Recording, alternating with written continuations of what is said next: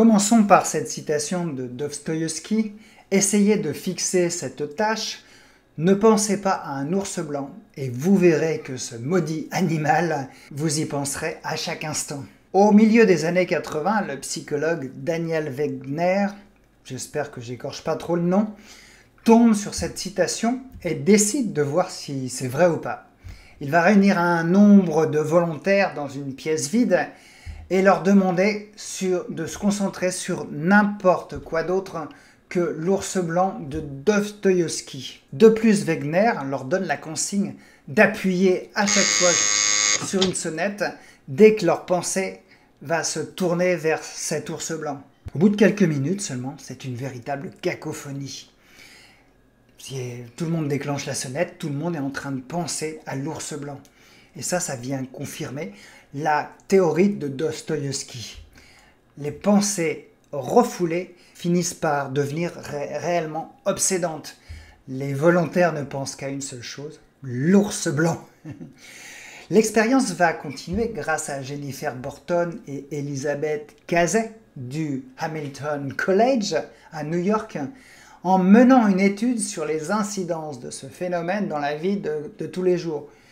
Qu'est-ce que ça va avoir donc comme conséquence, ce phénomène de pensée obsédante dans la vie de tous les jours? Les expérimentatrices citées demandent à un groupe de gens d'écrire la pensée la plus déplaisante qu'ils ont d'eux-mêmes, qu'ils entretiennent à propos d'eux-mêmes. Du type « je suis nul, je vais jamais y arriver ».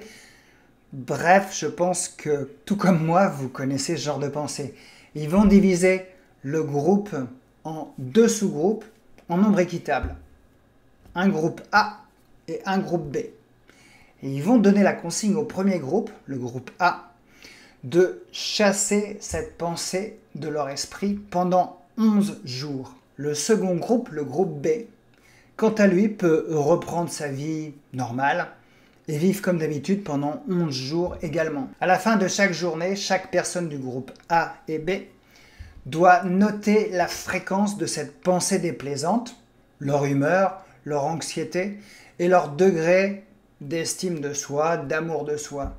Eh bien, les résultats vont confirmer l'effet ours blanc de Wegner dont on a parlé plus haut. Le groupe A, qui s'efforçait de chasser les pensées négatives, finit par y penser encore plus. De plus, et ça c'est la mauvaise nouvelle, les personnes soumises à cette expérience vont se décrire comme beaucoup plus angoissées, beaucoup plus déprimées et beaucoup moins confiantes, elles ont moins confiance en elles. Il en est de même, vous voyez le parallèle peut-être avec les crises d'angoisse. Plus on s'efforce de chasser les symptômes, et plus on y pense, et moins on va gérer la crise, et plus on va augmenter en intensité la crise. Et voilà ce que nous propose l'auteur du livre Adieu, chère crise d'angoisse. Aujourd'hui, les crises d'angoisse, c'est du passé.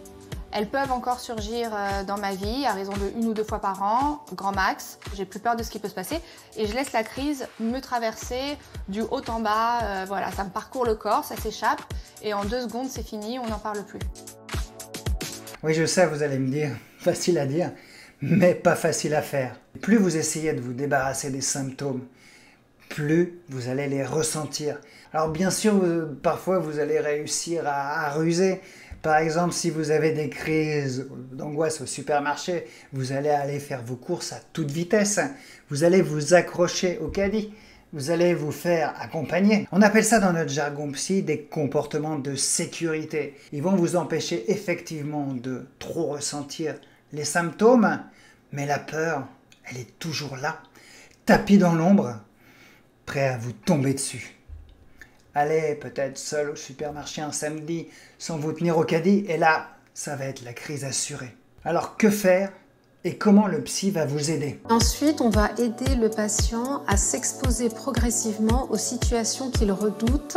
Notre objectif, c'est vraiment de familiariser le patient avec ces symptômes physiques qu'on lui aura expliqués pour plus qu'il en ait peur.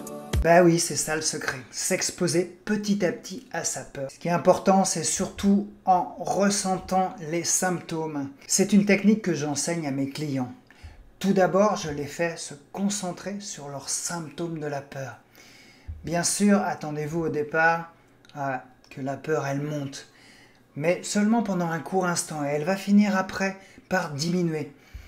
La peur, moi, je dis toujours à mes clients, c'est un bébé qui pleure. Moins vous l'écoutez, plus il pleure, et plus vous écoutez votre crise, plus elle va baisser. Moins vous l'écoutez, plus elle va augmenter d'intensité.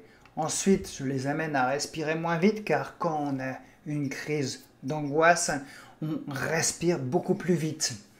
Et je les amène à faire fondre mentalement leur boule d'angoisse. Au lieu de fuir la peur, ils la voient, l'observent et ils vont la contrôler beaucoup mieux. Attention, je tiens à vous mettre en garde, ce n'est pas une baguette magique, ce n'est pas miraculeux et ça peut demander un petit peu d'apprentissage et parfois d'être accompagné par un psy. Je vous conseille ma toute nouvelle formation gratuite sous forme de 4 vidéos pour vous aider à calmer vos crises d'angoisse. Il vous suffit de vous inscrire et pendant 4 jours, vous allez recevoir des vidéos pour surmonter votre problème. Vous pouvez aussi vous abonner et cliquer sur la cloche pour être au courant des prochaines vidéos qui vont vous aider. À bientôt!